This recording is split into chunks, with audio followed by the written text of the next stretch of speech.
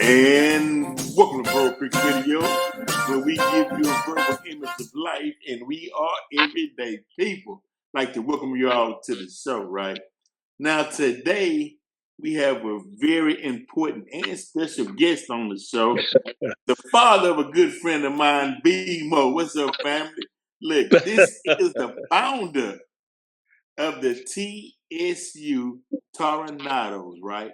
Now, Well, look, one of the founders. one of the founders.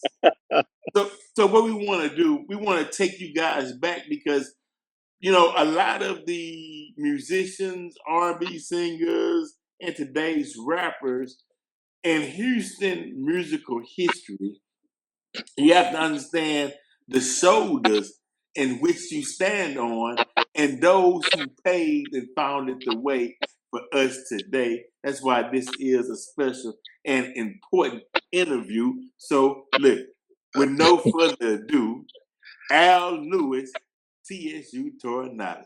How you doing today, brother? I'm great. What about you, Brother Vince? Yes, sir. I'm enjoying it. Not every day do I get the opportunity to interview a pioneer. Well, well, let me tell you this. Those that were around that time that may be watching, they wouldn't know anything about Hal Lewis. They would know Leroy Lewis. Right. And he came after, right? Huh? He came after you. No, I am. Yeah, I you am were Leroy right. Lewis, Right. That's but right. Allison is my middle name. But Right. yeah, Exactly. And what year was the Tornadoes founded? we were founded in 1966. 1966. Now, Yes. that was Well, fun. well. In 1968, we played. That was Archie Bell and the Drells, Yeah, right. Archie and Bennett. we played the music. We're the band that played the music, recorded the music behind them on Tighten Up. Right. Mhm. But around that time, who were the known artists that was out so that people can get a general idea of that atmosphere? Oh yes, well, Little Anthony for sure, but you had Jackie Wilson, you had James Brown, the Temptations, and the Four Tops, all of Motown. During that time, we were. And then they And would Johnny Taylor, come on. Mhm. And they would come Skylights. As a matter of fact, we oh, played on y'all played stage behind with, the skylights? huh? Y'all played behind the skylights? Oh yeah, we played behind the skylights many a times. Yeah. Mhm. Oh, see, Matter of come on, we fact, get almost every artist that was not self-contained, that didn't have their own band, we were the group that played behind them most all the time. Mm. oh wow. So they would tour to Houston Yeah, and perform. right. So what inspired you guys to come up with the name the Tornadoes? Well, our, one of our one of our band members, he I read an article where he wrote, and he actually didn't tell it correctly, but we can. This is how it happened. I was in my dormitory at Texas Southern. I was a sophomore at Texas Southern, and well, we were staying in Lanier Hall dormitory, and we had played a few times at Texas Southern, um, on campus several times, and we named ourselves the Laniers. But then we got word that they would not allow us to use that name, and so we were searching for a name. And one night, I was looking through Ebony magazine, and I saw this advertisement of this new car that was coming out, and it was a Toronado, and it was absolutely beautiful to me. And I presented it to the group, and that's how we were named from the inspired by the car, the Toronado, and we call ourselves the TSU Toronadoes. And all of the band members were members attending TSU at the time. All but one. Ironically, the bass player who was actually the the one that came up with the bass line, which was key to the writing of Tighten Up. Michael Newman. He was still in high school, but the rest of us were in at Texas Southern. Wow. Yeah, and matter of fact, he came to me 2 or 3 times and playing the bass line that's world famous. Doom, doom, doom, doom, doom. And I would always, for about 3 different times, that I tell him, I say, we call him Peter. Peter, and say, Peter, man, that's the bass needs to sit on the bottom, man. That's nothing but a bass solo, which we always got on him about moving too much on the bass. And so it became, we started using it for our break song. And every time we got ready to take a break, we'd break out into what is known as Tighten Up. And so I guess I'm getting into how did the song Tighten Up come about now.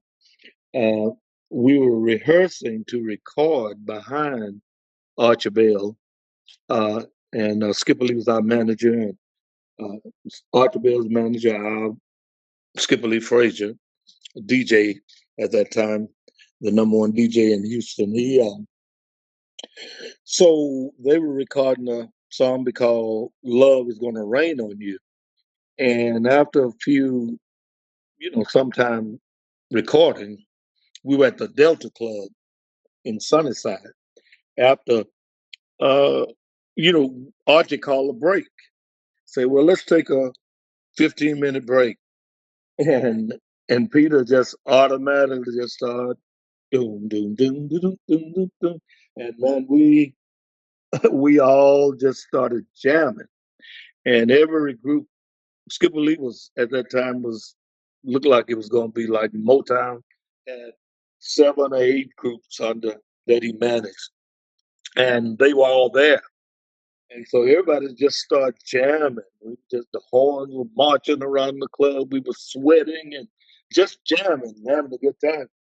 And so that was another group there. Archie and Drell, they were dancing, and another group called the Four Avalons, they were dancing, and they had their hands at their midsection, a little lower, and they were just clowning, just having a good time, and they were saying, "Ooh, tight, really tight testicles," and Okay. and so so I looked around and I said, "Man, Archie, man, everybody's jamming. Man, you ought to record this." And Archie said, "Man, that has nothing but a jam." I said, "No, but James Brown had out Cold Sweat, where he said, 'Give the drummer some.'" Another entertainer called Leon Hayward, he had a song I call "It's Got to Be Mellow."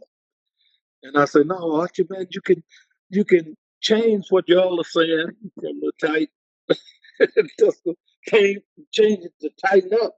And you can say tighten up on the drum, get a drummer solo, and then you tighten up on the bass. And then I thought about Leon Hayward. It's got to be mellow. I said, now let's break the flow and make it mellow now. And that was how the song. That was the song. But we never got. Skipper Lee thought he assumed that because Archie and the Drills were a dance group. They were famous for their dancing, and he just assumed that they wrote the song, but actually the bass player, I put the words, organized it, produced it, and put the little words that's in the song in it.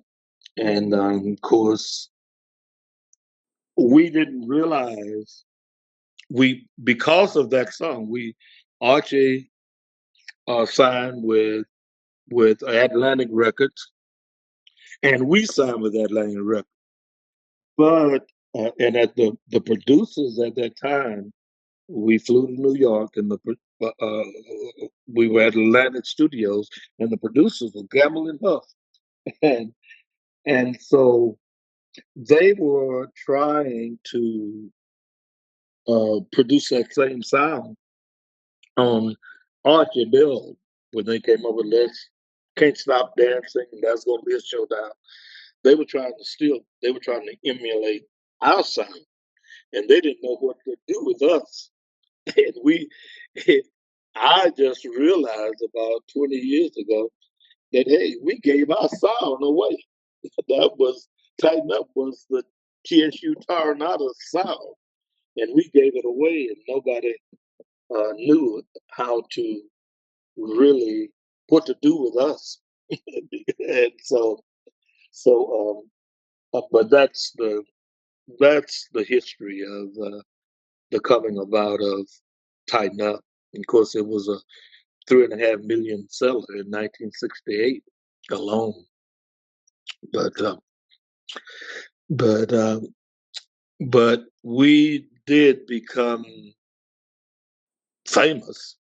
Matter of fact, we were called the world famous TSU Toronadoes, but it was primarily because it was known that we were the band playing Tighten Up, as well as we were the Commodores and Earth, Wind and Fire.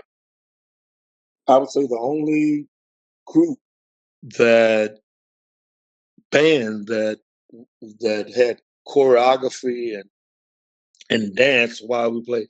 We started that in Houston. We kicked away the music stands and we started that. And then later on, well, the Jackson Five, when they came out there here at ABC, well, they were dancing, but we were already doing it as a band. Innovative. Yeah. We are innovative. Now, let me ask you this. The music business back in that time in the 60s, it seems like nothing has changed. Nothing has changed.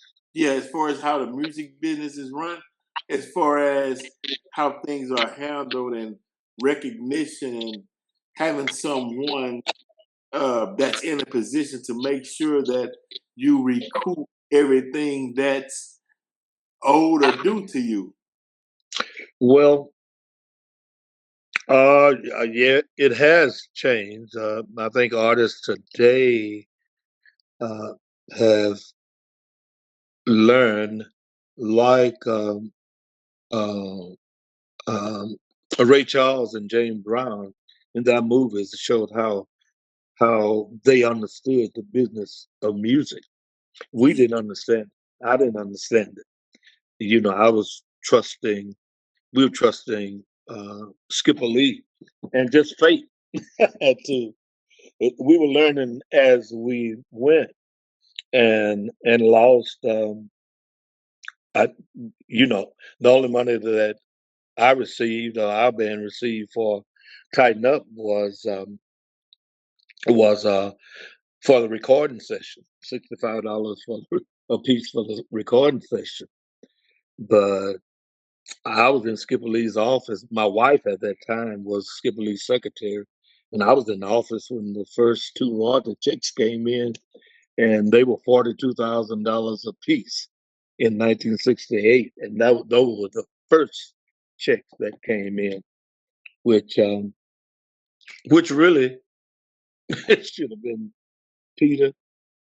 Uh, and I would say Peter, Cal, Thomas, the guitars, because his sound, the chord structure that he used was famous. The drummer, Dwight Burns, his solo, his style of playing, all of that, just the world just took it up. And every band across the nation was playing Tighten Up. But but I was 18 years old, and I was cocky, and I said, "Oh, I'm not worried about who gets credit for that. There's going to be many, many more, Right. and we gonna we gonna be stars, and we gonna have many hits." But Right. it didn't happen. Right. Yeah, I understand. Yeah, when just because you have a manager, you still need to know the business side of it Yeah, because we trust and we have the spirit of, hey man, this is everybody, let's enjoy this. Let's, you know, have us a good yeah, time. We thinking everyone would pack fair. yeah. Well, I some one or two in the group always disagree with me with this, but Skipper Lee was not unfair. He just didn't know the business. He was just like us. He was a radio announcer. He was a mailman, and he had resources. He had finances, and he had contact. So uh, he had a contact that had direct gentleman on studio, Sugar Hill Studios, Mm, Huey P. Moore. mm, He had direct contact with Atlantic, with Jerry Wexler at Atlantic. So he was responsible for getting us on the Atlantic label. But Skipper Lee didn't understand the music business. He didn't. He could book jobs for you and get us in clubs and stuff, but he didn't. And so, we were learning as we went. You know, right, and right. But it is good today to see artists understand how they have to control their masters now. oh, We are absolutely. evolving. Yes, see, because in that day and time, the record companies own all the masters. The record companies got the publishing, and whoever owned the publishing, uh, it's like the title to a house. Whoever owned whoever got the mortgage, they're the owners of the house. And so, and the record companies uh, know that because whoever, if another group come along and record that same song and it becomes and they make money off of it, well, whoever, every time somebody record it or cover the song, well, then whoever owns the publishing still gets paid.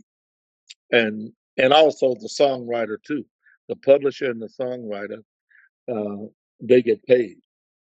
But Mm, that's you know, excellent. but So can you this is the group here. right, that's the cover of our album, one of our albums. Mm. So when did you get into music? Was it when did you learn your passion for music?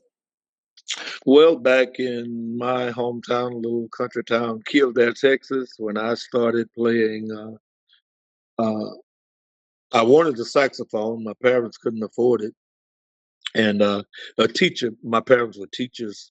My father was a preacher and teacher, and my a teacher gave me a clarinet. I wanted a saxophone. My parents couldn't afford it, but she gave us a clarinet. And so I played my clarinet. I played in churches all around. I mean, and I just had a. I was always on stage. My mother was a drama teacher, and so I was always from a little bitty child on Mm, stage. And so when I learned to play clarinet, I started playing in churches and everywhere I got an opportunity. But when I went to Texas Southern, well, even in high school, I played in a little combo, and we played some gigs. And my parents didn't like it, me doing that, but I worried them so until they let me do it. So when I went off to school, went to Texas Southern. I majored in music, and so at that time, I didn't have any idea what I was going to do professionally. My dad always said, wanted me to be a band director, but I wasn't interested in that. But uh, uh, uh, when when uh, when we were at Texas Southern, we were in the dormitory. One day, I was walking down the hall and I heard some music coming from the basement, Mm-hmm. and I went to investigate. And I went down there. There was a guy, well, Cal Thomas, the guitar player. He had his guitar and amp, and a guy by the name of James Doss was playing trumpet, and another guy by the name of uh, Emil Chambers was playing bongos, and they were just jamming. And I went up and got my clarinet, and and, uh, and when I went up to my room to get my clarinet, my roommate was Clarence. We call him Creeper, Clarence Harper.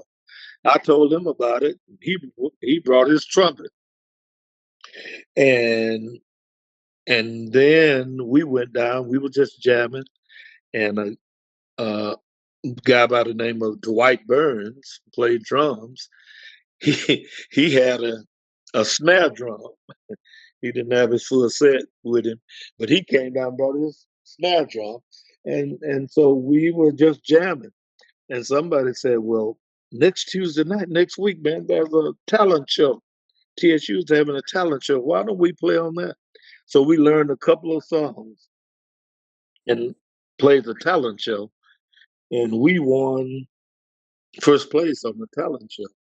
And a Mm-hmm. club owner uh, came and asked us, uh, "I want to hire y'all to play at my club." And so, man, we don't know but two songs. He said, "Well, y'all just come there. I'll pay y'all to come and practice, and y'all just practice till you know enough songs. I'll give you donut money until until y'all have enough songs where you can play a whole gig." And man, we packed the club, and that's how we got started. Mm. and and from that point on, from that talent show, that became my passion. Music became my passion for you know uh, gigging and doing shows and such. But that's how we started. No, that's a wonderful history. This is the stuff Yeah. movies made of. Oh yeah. Yeah. This is the stuff. This is the stuff that people, the inside scoop that people get a chance to hear. And Yeah. it's a blessing that you were part of it and you able to tell the story because sometimes you hear things and you speculate, you assume, but it's nothing like hearing it from someone who was actually there. Oh yeah. Yeah. It was amazing. It was amazing journey because we were students. Nobody had. I think Cal Thomas had a little car, but by the time he put his guitar and his amp in there, wasn't in the room for anything. But uh, the trumpet player James Doss, he was uh, he was an adult. I mean, he was married, had transportation, so he became our leader, and he would book the jobs at various clubs in Houston, and and so he he got to where uh, he started booking another group and he was playing with another group. He'd get them, book them a job, go get them started, and then he'll come and join us. And we got tired of that. Now we trying to make a name for ourselves. We got to be strong. We got to be, and so he kept doing it. We loved him, but we said, man, we if you don't start off with us, we're going to let you go. And then so who's gonna tell it? So I said, well, I'll tell it. And so we went from that, and then but we're still in the transportation.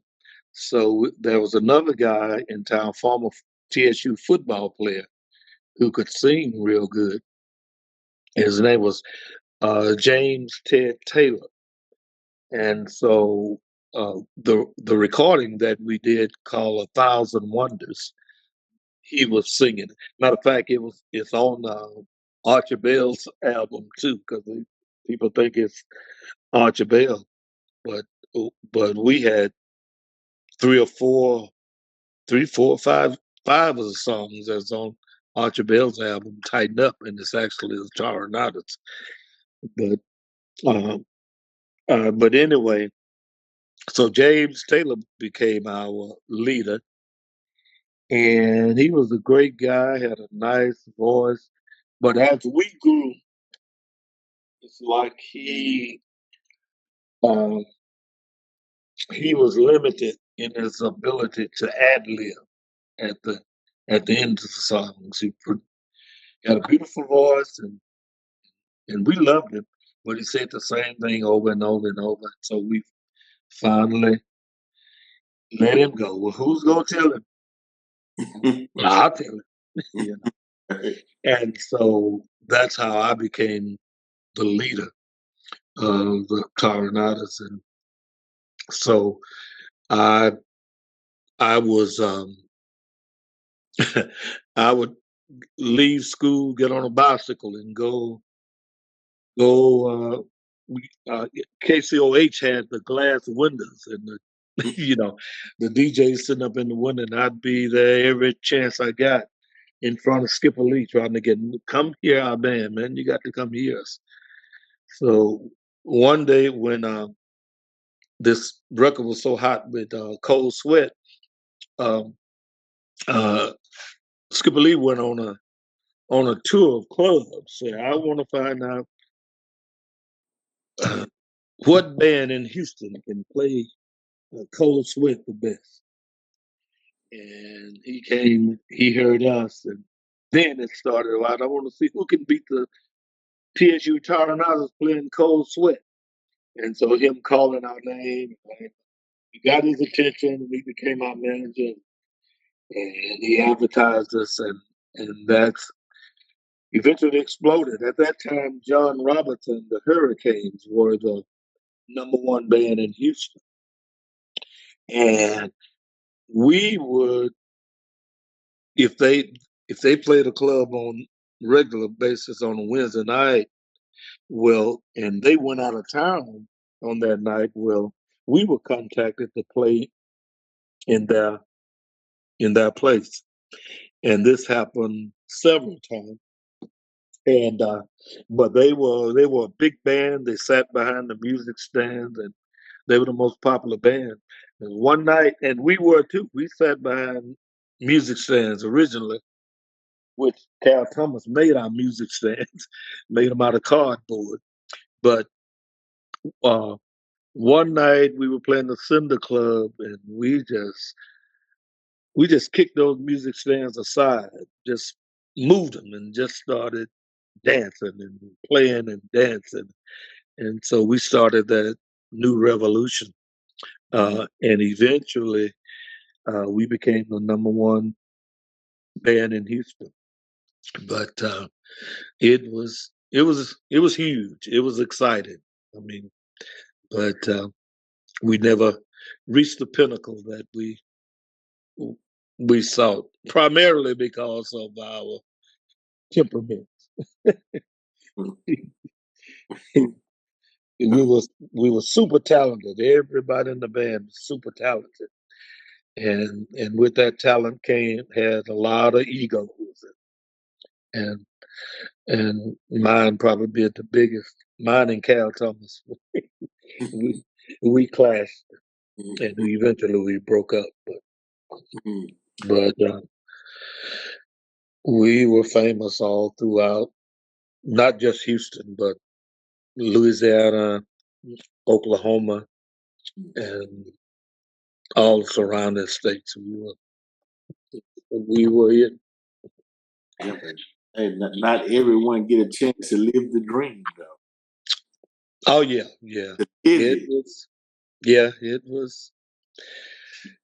it was huge. It was like a whirlwind. It just took off. I tell you what, we uh we played with we played with open shows for or played on stage with group like the Who. We played the Houston Coliseum with the Who, and we took something from every one of those groups, white groups, black groups. We took something for them. Like the Who was known for two things. The lead singer would sling the microphone, throw it way up in the air, and catch it, and I took that from him. That became. Uh, I did other things with the microphone. Took that from him, and from Joe Tex, I took the kicking the mic, spinning the mic, and all of that mic stand. And but we played with CZ Top. We played BJ Thomas. I mean, uh, the Osmonds. We they came to Houston. We played behind them at the Houston Coliseum, and we were just uh, we were you know Houston, H Town legacy, right yeah. here. Now do y'all do any reunions or still connect and reunite or with any of the old bandmates? Oh, we talk. We talked, but we were requested. We had an invitation to do a reunion tour in the UK. Uh, uh, I received a request, but uh, I'm uh, I'm retired now, but I pastored. I was a pastor for almost 40 years, and so when I got that invitation, is no way was I going back to playing. I was I still do. My wife and I, we do gospel music now, and so no way was I going. I wasn't interested in that kind of reunion. Right. Um, But just the thought, just the fact that they thought about you guys. They didn't mean when you make a lasting impact on the music culture, people don't forget. yeah, I had um, got a visit from a gentleman in the UK that he was crazy about the Toronadoes, TSU Toronadoes, and he said that actually the Toronadoes were more popular. I don't want to call any names, but we were the Toronadoes just super stars in the UK and Japan. The music is they love it. They love the music of Toronadoes. Now, before we come to a close, is there anything you want the people to uh, know, or is there any platforms where you would like them to go and check you guys out, or anything that involved in you would like to share? That I'm involved in now? Yes. Well, yes, as I said, my wife and I, we recorded, have videos out on, we'll call Al and Passion Lewis. Okay. And we have, I have video that it aired several times on BET, um, called It Ain't About Us.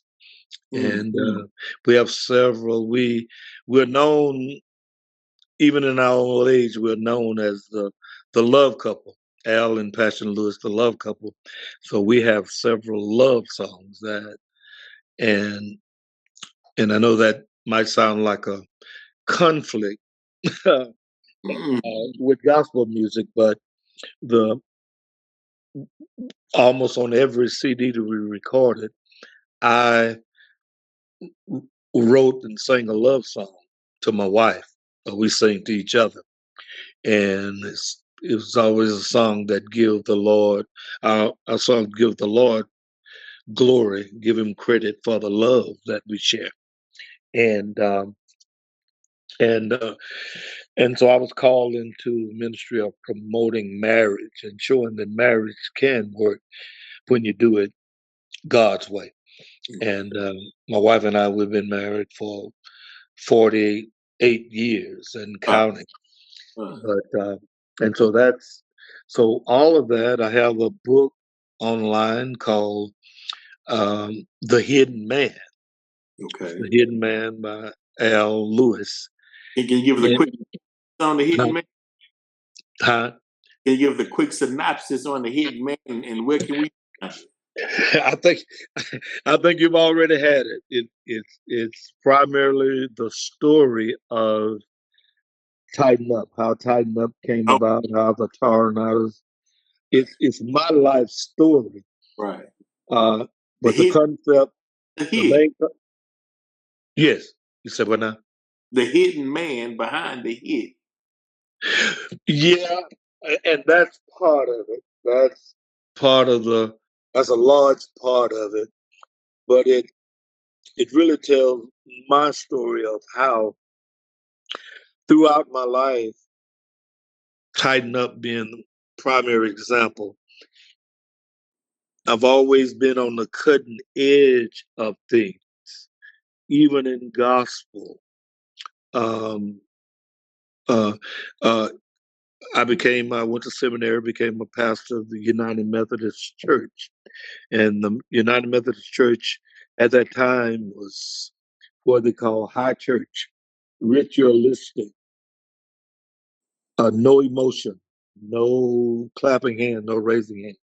And in our conference, in the North Alabama conference, my wife and I, we introduced just being real, our commitment, our calling and our commitment and love for Christ. We took our culture into the church unashamedly. Mm-hmm. And God used that to change the contemporary movement came in through the North Alabama Conference of the United Methodist Church. And eventually a white pastor came to me and told me, say, well, Brother Al, don't be brokenhearted now. He said, because you've worked yourself out of the job. You sowed the seeds for this, and now everybody else is doing it. They're not calling on you as much. And so that Tighten Up is one of the stories of how behind the scene God has given me gifts to be very innovative, creative, but someone else to get the credit or the glory. So that's what the hidden man, it sounds like it's talking strictly about that.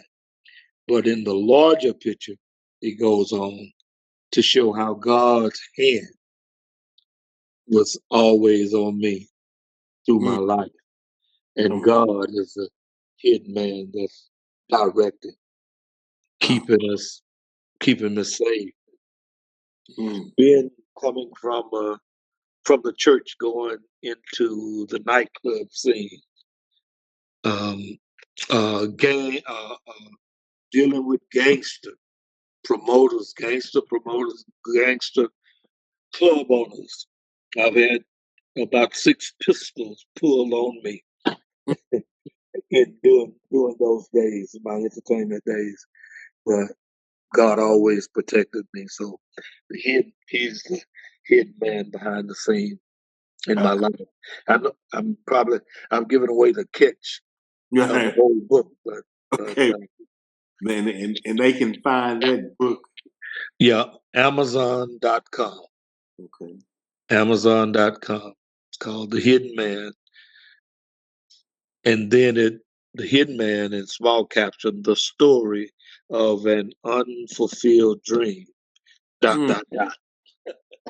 Uh, that's heavy though. That is heavy. But Yeah, we definitely appreciate your honesty, yeah, your time, and also the gifts that you have given to Houston, yeah, right? And those of us that was in music, the shoulders to stand on, because it has to start somewhere, yeah, you know. yeah. Well, we were certainly blessed because I was talking with Clarence Creeper, the trumpet player. I was talking with him yesterday, and uh, we talked about how we were college. We were in college, and we bought homes. Mm. I, I got married, had a home, and had a brand new car, and but I would say even more importantly, we talked about uh, in 1968 and 69. We had roadies. We had two guys that set up our equipment, broke our equipment. We didn't have to touch a thing. We had an equipment truck. We had a van that we travel in, and we had an independent box uh, truck with where the roadies went before us and set up our equipment. And I'm talking about I'm 18, 19 years old, and we had roadies and had our own van and equipment truck. I mean, and we were making a living while we were in school. Clarence saying he paid the TSU Toronadoes paid his tuition, and Mm. and he was able to finish from from the music that we played. And of course, I after we broke up, we didn't last for about 5 years together. After we broke up, uh, I got to tell this story. When we were in Baton Rouge, Louisiana, Mm-hmm. and before we went, we all had gotten letters from the IRS saying that we were so much behind on our taxes, and so we designated that entire weekend, well, the entire week, whatever we made that week, we were going to take that money and pay our taxes. Well, that Sunday night, I always carried the had a briefcase, and I had all the money from Friday night, Saturday night, and that Sunday when we played in Baton Rouge. Uh, well, when the club owner paid me and I opened my briefcase, and I had all the money from Friday and Saturday, and he saw that, and after a few minutes later, we were down in the dressing room. I had the briefcase between my knees and just trying to get my breath. And all of a sudden, about 15 women came screaming and hollering, wanting autographs and kissing us and sitting in our laps and and and when the dust cleared, when they left, the briefcase was gone. Yeah. And so the certain people in the group panicked. I mean, they just and went so far as the one person. I realize now it was just out of fear and his emotion. He accused me of setting that up, and that I had set that up, and I had all the money. I was taking the money myself, and that just broke my heart. I couldn't take it. And so on the way back from Louisiana back to Houston, we broke up while we were in the van, and we decided who's going to go with me and who's going to go with the other guy. That's how the Toronadoes broke up, and so I took the 3 or 4 members that went with me, and we started another group called Allison and South Funk. My middle name, Allison and South Funk, and but that's how the Toronadoes split. But it was over a misunderstanding. But that's just to show you how treacherous the world can be, Right. Yeah. and how innocent. How what's the word?